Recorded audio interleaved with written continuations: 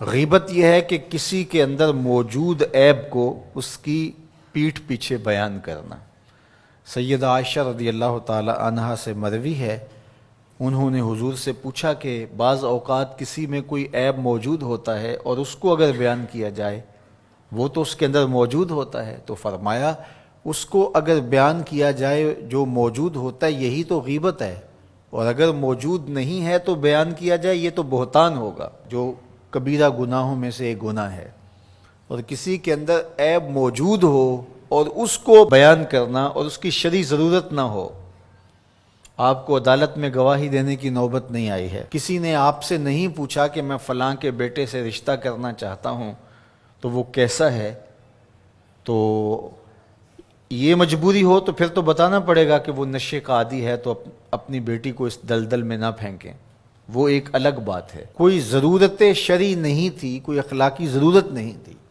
تو اس کے بغیر کسی کے عیب کو چھالنا، لوگوں کو اس سے بدظن کرنا، اس سے نفرت دلانا اور خام خواہ اس کی آبرو ریزی کرنا، یہ سخت جرم ہے اور یہ کبیرہ گناہوں میں سے ایک بڑا گناہ ہے۔ اور یہ بات ذہن میں رکھیے گا کہ اگرچہ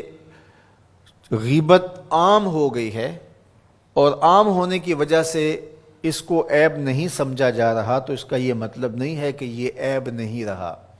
یہ پھر بھی عیب ہے، اور اتنا بڑا گناہ ہے کہ فرمایا گیا الغیبۃ اشد من الزنا، غیبت بدکاری سے بھی بڑا گناہ ہے۔ اور پھر بدبختی، معاشرتی قدروں کی پامالی یہ ہے کہ کسی کی بدخوئی کرنا یہ تو معمول زندگی لوگوں کا بن ہی گیا، لوگوں کی بیٹیوں کے تبصرے لوگوں کی مجلسوں میں آ جاتے ہیں۔ یہ کتنی بد نصیبی ہے کہ کسی کے گھر کی باتیں وہ 100% درست ہی کیوں نہ ہو، اس کی بیٹی کا تذکرہ، ماں بہن کی باتیں چوپالوں میں، بیٹھکوں میں، مجلسوں میں گونجتے ہوئے کہکہوں کی صورت کے اندر بیان ہوں، تو ذرا بتائیے کہ وہ معاشرہ کوئی معاشرہ ہے؟ آج میں اور آپ دیکھیں کہ ہم کہاں کھڑے ہیں۔ اور آقا کریم علیہ الصلوۃ والسلام کو یہ چیز دکھلائی گئی کہ تانبے کے ناخنوں سے اپنے چہرے کو نوچ رہے ہیں۔ اپنا معاشرہ تشدد اور افتراق کا شکار ہو کے رہ گیا ہے۔ یہاں یہ بات بھی میں کہنا چاہوں گا کہ بریکنگ نیوز کے نام سے جس طرح سے چینلز کی دوڑ لگی ہوئی ہے، اور اس میں یہ نہیں دیکھا جاتا کہ کسی کی عزت کو اچھالنا قرار پا رہا ہے اور اس کا کیا نقصان اس معاشرے میں ہوتا ہے۔ اور تیسری بات یہ ہے کہ برائی کو نشر کرنے سے برائی کی حوصلہ افزائی بھی ہوتی ہے، اور لوگ گناہ میں دلیر ہوتے ہیں، اور اگر اس کو بیان کرنا ناگزیر بھی ہو جائے تو اس کو 100 پردوں میں ملفوف کر کے بیان کرنا چاہیے۔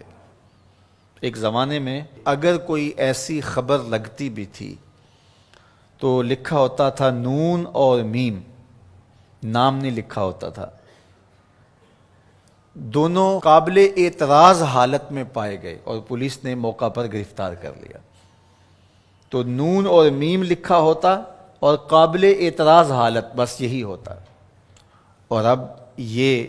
بریکنگ نیوز کے چکر کے اندر کیمرہ لے کے اندر گھس جاتے ہیں اور قوم کو دکھا رہے ہوتے ہیں، اور ہم اگر میڈیا پہ آئیں اور دیکھیں تو لگتا ہے کہ معاشرے کے اندر برائیاں ہی برائیاں ہیں، اچھائیاں نہیں ہیں۔ تو میں ایک دفعہ ایک میڈیا کے ساتھی سے کہا کہ نیوز ویلیو صرف برائی ہی کی کیوں ہے، نیوز ویلیو اچھائی کی کیوں نہیں ہے؟ اچھائی کو بیان کیا جائے، برائی کو بیان کرنا مقصود بھی ہو تو اس کے لیے ملفوف لفظ ہونے چاہیے۔ آپ سورہ یوسف پڑھ سکتے ہیں، قرآن مجید کا اسلوب دیکھ سکتے ہیں، پوری سورت کے اندر منفی کرداروں کا نام نہیں ہے، چاہے وہ حضرت یوسف علیہ السلام کے بھائی ہوں یا عزیز مصر کی بیوی ہو، ان کا کنایے سے ذکر کیا گیا۔ اور جو مثبت کردار تھے، سورہ یوسف اٹھا کے دیکھیے، بار بار یوسف صدیق کے لفظ آ رہے ہیں۔ یوسف یوسف کی پکار آ رہی ہے، حضرت یعقوب کا ذکر آ رہا ہے۔ اللہ اکبر۔ تو اچھے کرداروں کو ابھارا جائے اور برے کرداروں کا ذکر کرنا بھی ہو تو ملفوف طریقے سے، تو معاشرے میں صالحیت پیدا ہوتی ہے۔ لیکن جب ہمارا مقصود ریٹنگ ہو، ہمارا مقصود پیسہ ہو، ہمارا مقصود